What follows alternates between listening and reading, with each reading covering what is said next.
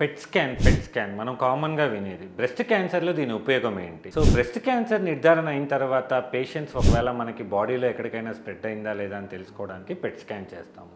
PET scan వల్ల రెండో ఉపయోగం ఏంటంటే బ్రెస్ట్‌లో ఒకటే గడ్డ ఉందా క్యాన్సర్ కణాలది, 2, 3 గడ్డలు ఉన్నాయనేవి కూడా గుర్తించగలం. బాడీలో various parts like lungs, liver, bones, brain ఇట్లాంటి వాటికి ఎక్కడైనా స్ప్రెడ్ అయిందనేది కూడా మనం పెట్ స్కాన్ ద్వారా తెలుసుకుంటాం. పెట్ స్కాన్ వల్ల రెండో ఉపయోగం ఏంటి? పేషెంట్స్‌కి కొన్ని ట్రీట్మెంట్స్ చేశాక అవి రెస్పాన్స్ అయిందా లేదా అనేది మనం తెలుసుకోవడానికి కూడా పెట్ స్కాన్ చేయొచ్చనమాట. అంటే ట్రీట్మెంట్‌కి ముందు, ట్రీట్మెంట్‌కి తర్వాత ఎలా ఉందనే దానికి బెస్ట్ రెస్పాన్స్ అసెస్మెంట్ చేయడానికి ఉపయోగపడే టెస్ట్ పెట్ స్కాన్ అనమాట. సో, పెట్ స్కాన్ టూ ఫ్రీక్వెంట్‌గా చేసేయడం వల్ల బాడీకి కొంచెం రేడియేషన్ సైడ్ ఎఫెక్ట్స్ కూడా ఉంటాయి.